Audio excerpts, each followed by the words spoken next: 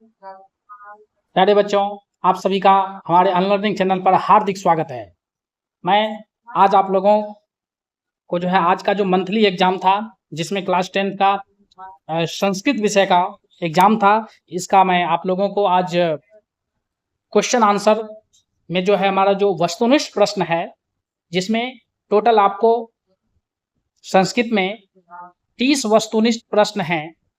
इस 30 वस्तुनिष्ठ प्रश्न में से आपको किसी 25 का जवाब देना, ठीक है।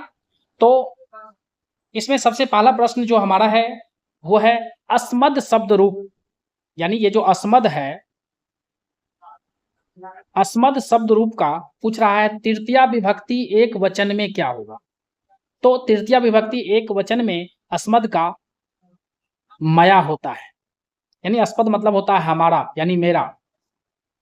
इसके बाद हमारा दूसरा प्रश्न है डैश नाम किम अस्ति, मतलब कि यहां पर जैसे आपसे पूछना चाह रहा है कि आपका नाम क्या है, ठीक है। तो डैश नाम किम अस्ति अर्थात इसमें हम कहेंगे त्वम, यानी त्वम मतलब कि तुम्हारा, यानी तुम, यानी आपका नाम क्या है, ठीक है। तो इस जगह पर त्वम हो जाएगा। इसके बाद प्रक्ष धातु है, तो प्रक्ष धातु का पूछ रहा है रूप लिट लकार उत्तम पुरुष एक वचन में क्या होगा। तो लिट लकार कि उत्तम पुरुष एक वचन में आपको पूछा जा रहा है। तो प्यारे बच्चों, यहां पर लिट लकार का जो शब्द रूप चलता है वो आपका ती तह अंति सी थ थ आमी आवह आमह। तो इसमें जो आमी है वो लग जाएगा उत्तम पुरुष एक वचन में। इस आधार पर पृक्ष में जब आमी लगाएंगे तो प्रक्षयामी हो जाएगा। अब इसके बाद हमारा अगला प्रश्न है दा धातु। चौथा प्रश्न है दा धातु का जो है लट लकार प्रथम पुरुष एक वचन में क्या होगा, ठीक है। जैसे मैंने बताया कि ती तह अंति सी थ थ आमी आवह आमह, तो यहां पर पूछ रहा है प्रथम पुरुष एक वचन, यानी जैसा कि हम लोग जानते हैं कि दा का जो है ददाती, यानी दा मतलब देना, ठीक है। इस प्रकार से इसका जो है आंसर हो जाएगा ददाती। अब इसके बाद नेक्स्ट है विसर्ग संधि का इनमें से कौन सा उदाहरण है विसर्ग संधि।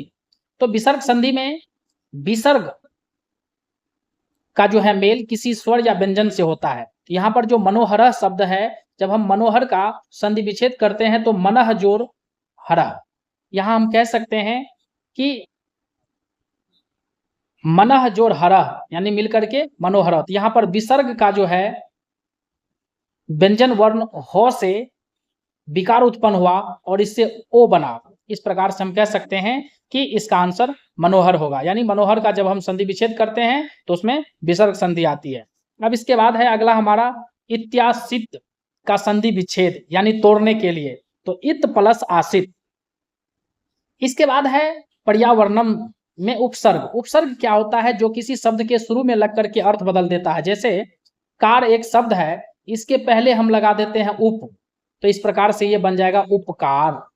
यहां पर हम कह सकते हैं कि उप लगाने से उपकार बना है, अतः वह शब्दांश जो किसी शब्द के या किसी धातु के शुरू में लग करके उसके अर्थ को बदल दे उसे उपसर्ग कहा जाता है। तो पर्यावरण शब्द में कहता है कि कौन सा उपसर्ग है, तो पड़ी, यानी पड़ी जोड़ आवरणम बराबर होता है पर्यावरणम। इसके बाद है जनता पद में कौन सा प्रत्यय है। प्रत्यय का मतलब होता है वह शब्दांश जो किसी शब्द के आगे लग करके अर्थ को बदल दे। जैसे कहने का मतलब यहां पर जन शब्द में तल प्रत्यय लगता है तो बनता है जनता। इस प्रकार से यहां पर जनता में तल प्रत्यय का उपयोग हुआ। ये बहुत ही इंपॉर्टेंट क्वेश्चन है, पिछले कई बोर्ड एग्जाम में हमने देखा है कि जनता का जो है पूछा जाता है कि जनता शब्द में कौन सा प्रत्यय लगा हुआ है।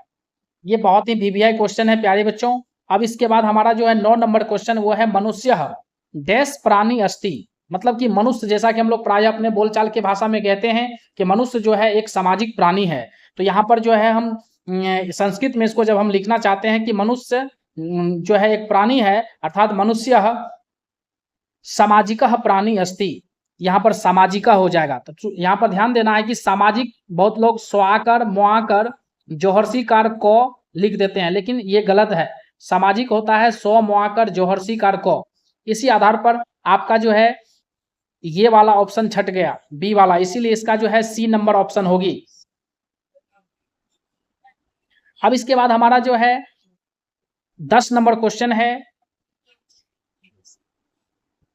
राम लक्ष्मणो। राम लक्ष्मणो शब्द का मतलब हुआ राम और लक्ष्मण। तो इसका हमें पूछ रहा है कि ये कौन सा समास है। तो राम लक्ष्मणो, तो इसमें इसका जब हम हिंदी शब्द अर्थ लेंगे तो राम और लक्ष्मण, यानी यहाँ पर दोनों पद प्रधान है।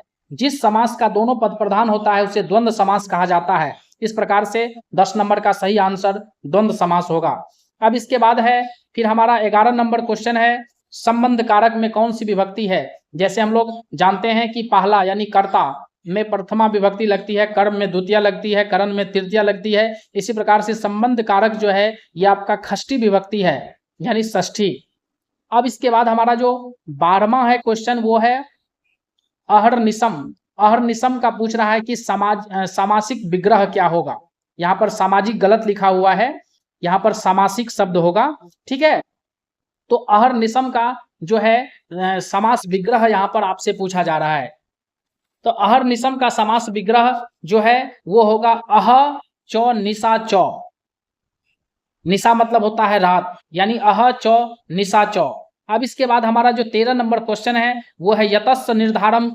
यतस्य निर्धारणम में पूछ रहा है कि इसमें कौन सा सूत्र का जो है इसमें उदाहरण है, यानी यतस्य निर्धारणम सूत्र का उदाहरण इसमें कौन सा है। इसमें प्यारे बच्चों यतस्य निर्धारणम जो होता है, जैसे हम किसी प्रकृति के प्रभाव से जब कोई चीज होता है, जैसे यहाँ पर आपका ए नंबर ऑप्शन जो है वो है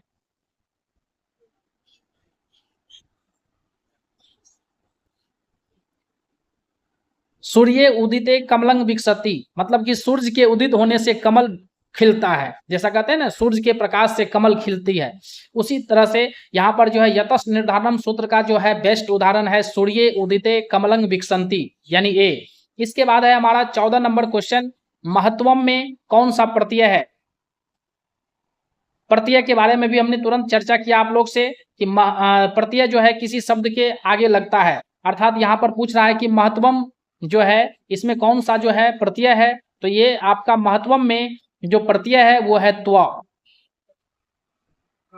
अब इसके बाद हमारा जो है 15 नंबर क्वेश्चन है प्यारे बच्चों, वयंग। वयंग यानी वयंग डैश नमस्कुरुमः, यानी सरस्वती, यानी हम लोगों का जो है हम लोग सभी मिल करके सरस्वती जी को नमस्कार करते हैं, यानी सरस्वती हो जाएगा। इस आधार अब है हमारा 16 नंबर क्वेश्चन, विचारों की व्यापकता और समाजोद्धार के संकल्प की दृष्टि से 19वीं सदी के समाजोद्धारक प्रमुख कौन थे, यानी समाज को उत्थान करने वाले, समाज को सही दिशा में ले जाने वाले महापुरुष जो हैं वो पूछ रहा है इसमें से कौन है। जैसा कि हम लोग जानते हैं कि समाज को उद्धारित करने में, यानी समाज को आगे बढ़ाने में स्वामी दयानंद सरस्वती, ठीक है, विवेकानंद, रामकृष्ण परमहंस, राजा राम मोहन राय, ये सभी हैं। लेकिन यहाँ पर हमें पूछ रहा है प्यारे बच्चों 19वीं सदी के, तो इसीलिए इसका सही आंसर होगा स्वामी दयानंद। अब इसके बाद हमारा है विग्रहो अयम अकिंचित करह, किनके द्वारा सोचा गया, मूल शंकर के द्वारा सोचा गया, ठीक है। इसके बाद हमारा है आर्य समाज का स्थापना जो है वो जो है कब हुआ, तो 1875 ईस्वी में स्वामी दयानंद सरस्वती के द्वारा किया गया है, ठीक है। स्वामी दयानंद सरस्वती के द्वारा ही एक सत्यार्थ प्रकाश नामक पुस्तक भी लिखा गया है प्यारे बच्चों। वो क्वेश्चन भी हमारा 20 नंबर में है, ठीक है। यानी परीक्षा के लिहाज से स्वामी दयानंद सरस्वती से संबंधित जो हमारा ये चैप्टर है संस्कृत का वो बहुत इंपॉर्टेंट है, इससे आपका बोर्ड एग्जाम में भी बहुत सारा प्रश्न ऑब्जेक्टिव प्रश्न बनता है। अब इसके बाद है 19 नंबर में कि कैसे रामचंद्र जी के हृदय में रति उत्पन्न कर रहे हैं। मतलब कि रति का मतलब होता है हृदय में, जैसे कोई अच्छा चीज को देखते हैं तो अपने आप को होता है कि उसका वर्णन करें। यानी रति का मतलब कि आप अपने मन में जो खुशी है उस खुशी को आगे मतलब कि बाहर निकालें। तो रमणीय अर्थात श्री राम कृष्ण जो है भगवान राम, लक्ष्मण और माता सीता जब वनवास को जाती है तो चित्रकूट पर्वत के निकट, ठीक है, मंदाकिनी नदी है, ठीक है, तो उस मंदाकिनी नदी के निकट जैसे ही जाते हैं भगवान रामचंद्र, तो वो सीता से जो है ना उस नदी के वर्णन के बारे में बताती है कि ये किस तरह का नदी है, यहाँ का प्रकृति सौंदर्य किस प्रकार का है। तो इस आधार पर यहाँ पर हम कह सकते हैं कि कैसे तीर्थ राम चंद्र जी के हृदय में रति उत्पन्न कर रहे थे, यानी रमणीय यानी अच्छा, प्रकृति सौंदर्य। अब इसके बाद हमारा 20 नंबर क्वेश्चन है, सत्यार्थ प्रकाश नामक ग्रंथ के रचयिता कौन हैं? तो स्वामी दयानंद। स्वामी दयानंद कौन थे? तो ये एक समाज सुधारक थे, ठीक है। इसके बाद हमारा है कि 22 नंबर क्वेश्चन की मंदाकिनी में कौन स्नान करते थे? ऋषि लोग, ठीक है। इसके बाद हमारा है 23वां नंबर क्वेश्चन, मंदाकिनी वर्णनम पाठ जो है ये वाल्मीकि रामायण के अयोध्या कांड के किस सर्ग से लिया गया है? प्यारे बच्चों, आप सभी को मालूम होना चाहिए कि वाल्मीकि जी अपने समय में जो है बहुत बड़ा डाकू हुआ करते थे। वो राम को उल्टा बोलते थे, मरा मरा। लेकिन जब वही वाल्मीकि को अच्छे चीजों से संगति हुई, अच्छे लोगों से संगति हुई, तो आगे चल करके वो जो है भगवान का जब उस पर कृपा हुआ तो वो रामायण का रचना कर दिया। इसलिए बहुत ही अच्छा श्लोक है, उल्टा नाम जपति जग जाना, वाल्मीकि भय ब्रह्म समाना। अर्थात वाल्मीकि जो है पहले उल्टा नाम जपते थे, लेकिन वो अपने अच्छे कर्म के द्वारा जो है वो इस ब्रह्म को जान लिए, ठीक है। तो इसमें हमारा जो मंदाकिनी वर्णन पाठ है वो वाल्मीकि रामायण के अयोध्या कांड के 95 यानी 95 सर्ग से लिया गया है। अब इसके बाद हमारा 24 नंबर क्वेश्चन है प्यारे बच्चों, स्वामी दयानंद ने हिंदी और संस्कृत दोनों भाषाओं में किसकी रचना की? बहुत ही फेमस पुस्तक है सत्यार्थ प्रकाश, ठीक है। ये आपका संस्कृत और हिंदी दोनों में है। अब इसके बाद है हमारा 25 नंबर क्वेश्चन, विचित्र विपुलांग विचित्र पुलिनांग डैश हंस सार ससे वेताम। तो यहां पर कह रहा है कि क्या होगा, ठीक है। तो 25 नंबर का जो हमारा ये खाली स्थान को भरने वाला, उसमें प्यारे बच्चों सही आंसर आपका होगा रम्याम। इसके बाद है ननी नीम। नली नीम का जो है अर्थ क्या है? तो तालाब को, ठीक है। इसके बाद है मूल शंकर। मूल शंकर के लिए क्या उद्बोधक सिद्ध हुआ, माने कौन सा पूजा? तो वो है आपका शिवरात्रि का महापर्व, ठीक है। अब इसके बाद हमारा 28 नंबर क्वेश्चन है, स्वामी दयानंद जो है वो किसके संस्थापक थे? तो यहाँ पर लिखा हुआ है स्वामी दयानंद डैश संस्थापक आसित, यानी स्वामी दयानंद जो है किसके संस्थापक हुआ करते थे, यानी किसका उन्होंने स्थापना किया? तो वो आपका सही आंसर होगा आर्य समाजस्य, यानी आर्य समाज के। इसके बाद हमारा है 29 नंबर क्वेश्चन, जटा जिन धरा ऋषि डैश अवगाहनते, यानी जटा से जो है मतलब जटा वाले जो ऋषि लोग थे वो कहाँ आया करते थे? मंदाकिनी नदी में स्नान करने के लिए। तो यहाँ पर सही आंसर आपका बी होगा, मंदाकिनी। अब इसके बाद 30 नंबर का क्वेश्चन जो है वो हमारा है, मंदाकिनी वर्णनम पाठ के रचयिता कौन है, यानी इसकी रचना किसने किया है, ठीक है। तो मंदाकिनी वर्णन करने में ऐसे कालिदास जी और वाल्मीकि जी। तो वाल्मीकि जी तो रामायण का रचना किए, उसी में उन्होंने मंदाकिनी का जो है वर्णन अच्छे ढंग से किए हैं। लेकिन हमारा पूछ रहा है कि ये जो मंदाकिनी वर्णनम पाठ आपके चैप्टर में जो है इसके रचयिता कौन है? तो इसका सही आंसर हो जाएगा कालिदास।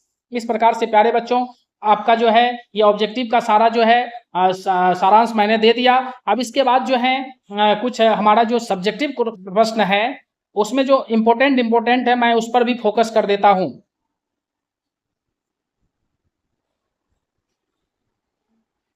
चलिए, इस प्रकार से प्यारे बच्चों आप सबका जो है ये ऑब्जेक्टिव का सारा प्रश्न हो गया। अब हमारे जो सब्जेक्टिव यहाँ पर इसमें जो पूछा गया है, सब्जेक्टिव क्वेश्चन का जो है आंसर आप लोगों को हमारे टेलीग्राम चैनल पर उपलब्ध रहेगा और वो आप लोग देख लीजिएगा। तो हमारा टेलीग्राम चैनल जो है वो आपका नंबर है उसमें 8017 आप लोग नोट कर लीजिएगा और उस पर आप लोगों को इसका सब्जेक्टिव का सारा जो है सारांश मिल जाएगा। इस प्रकार से चलिए अब हम समाप्त करते हैं। आप सभी का बहुत बहुत धन्यवाद।